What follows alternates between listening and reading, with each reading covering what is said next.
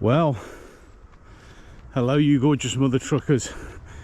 Welcome to another video as I'm climbing back up that hill again. Getting a bit more poundage off, fingers crossed. So, did a live stream talking about the failed assassination attempt of Donald Trump. And if you didn't see it, why didn't you? But the link is down below for you to go and give it a look, because there's one bit in that that was quite pertinent, and that was the statement from one of the sniper team assigned to the counter sniping squad, who said they saw him but couldn't get permission to engage. And I analysed that and explained protocols and principles. Now, that has been, so they say, debunked. It wasn't true. And those who have jumped up and down and screamed, "See, debunked, you don't know what you're talking about," seem to think that's some sort of victory. It isn't, because what it actually does is make it a hell of a lot worse. That means they actually sat there, obviously kneeled, lay there, and just didn't engage at all. So if you were seriously considering calling that a win, that somehow makes us look stupid, yeah. And then there's more footage coming out, as it does, that lo and behold, people could see the guy getting on the roof. Now originally there was just one man reporting that to, I think it was BBC News, and I didn't say anything about it because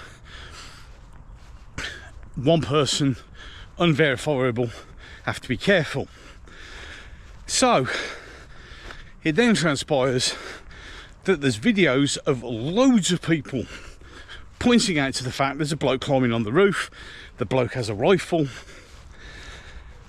and nothing. Then it turns out a police officer did go and have a look, but the guy threatened to shoot him, so he went back down the ladder and radioed and said there's a guy on the roof, and still nothing happened. Then it turns out, which is why it's always wonderful, sometimes they say to wait, but is that the building that he was actually on was actually being used as a mobile command centre for the police. So that makes it even worse. He actually somehow managed to get past everyone with a rifle and climb up on top of a building that was actually being used by the police, and no one noticed. Well, again, wrong. People did notice. People were pointing, people were shouting. Now, the thing is, we'll go about the roof in a minute, but the thing is, sorry, some people might say, why'd you keep looking over your shoulder? Old habits die hard. Any case, we'll talk about the second roof in a minute. Now, if you can point a camera and see someone, you could point a firearm at them and see them and shoot at them. So why didn't this deputy do that? Why did the police and the security services ignore loads of people pointing out in broad daylight, and you can see it quite clearly, there's a dude on the roof, and you do nothing? How's that work? Makes you think, doesn't it? And in a position where you can take a shot at him. Again, things that make you go, And the fact that he was given all the time in the world to do this, on top of a building, being used as a command centre by the police. The police guy went up and had a look, shit himself, went back down the ladder and just shouted on the radio. Even if he'd taken 50 paces back, you could see him, you could engage him.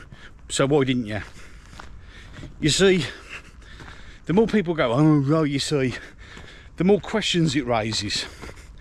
Now, in the live stream, I pointed out the fact that I couldn't understand why there wasn't a counter sniper team on the exact same roof, because it makes sense. It makes sense to put a gunman on that roof. If there are only 2 high points, you secure both high points, and then they're out of the equation. But they didn't.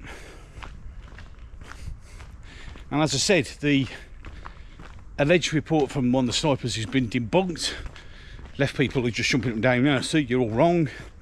But that doesn't actually make it better. It makes it infinitesimally worse. That means they sat there and watched and did nothing. And yet still people think, oh, and the other one is, of course, is I'm bored of the, it was obviously staged for PR. Grow up. So if you think this was staged, if you think this was all made up, go give yourself a talking to. Go give your head a wobble. But in reality, you're the people who have not been as dumb as many others and are basically really upset it didn't work, and now you're crying. You're crying because it didn't happen. It didn't work out as you wanted it to work out. Seriously, that's 6 cars that come down here. I've never known this road so busy. I really haven't. We should get on the right side of the road, really. Any case. So we have now back to the original statement I had way back in the days of when it first happened, where I'm saying, what the hell happened to the counter sniper team? Why didn't they engage? They then come out and say, oh, we didn't have permission. Turns out you were lying. So that means you just still sat there and waited. And waited.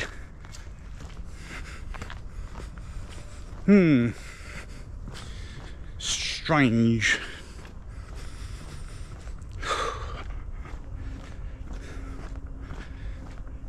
The more you look at it, the more it doesn't make sense. The more it stinks, the more it's an inside job. Because he was allowed to get on that roof. He was allowed to set up. He was allowed to take his time. He was allowed to take the shots. And no one did anything. Other than people screaming and shouting, there's a guy on the roof, he's got a gun. And nothing happened. Now, conspiracy theorists, some will call me. Okay, which is fair enough, you can. But come on, answer those questions. And these are the questions I want answered. So I'll do it nice and easy. So you can go 1, 2, 3, 4, whatever, and give me your answers in the comment section. So, 1, why wasn't there a counter sniper team on the second roof? 2, how was anyone allowed within 400 meters of the podium? Remembering that cordons are usually bigger than that. 3, how is a man allowed to crawl on the roof of a building being used by the police as a headquarters building and nothing happened? 4, how can a police officer get up on the roof, be threatened, go back down and do nothing except scream on his radio? 5, if you can see a guy with a camera, i.e. your bare hands, why are you not drawing your pistol and shooting? 6, why did the counter sniper team not engage the target when it was the only place they were looking, and no offence, you could see it as clear as day him getting on the roof? Why? 7, why were the Secret Service so slow to react? Now, some people went, oh well, it was after the shots, but if you now go through the timeline, an officer of the law was shouting on his radio there was a shooter on the roof. At least 30 seconds before that first round was fired. So, again, I reiterate, why did they react so slow?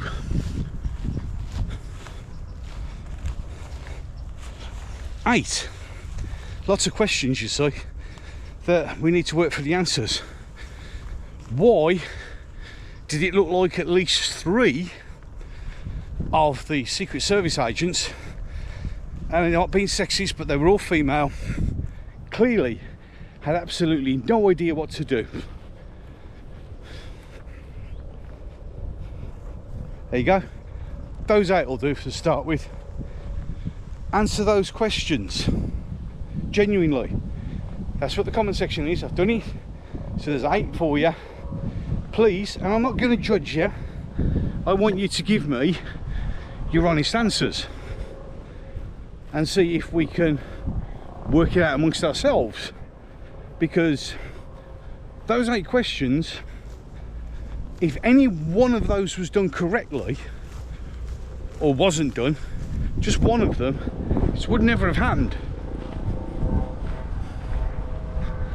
You see, and that's where it doesn't sit right. And you can call me a conspiracy theorist all you like. There's 8 questions there. Any one of them being done stops it.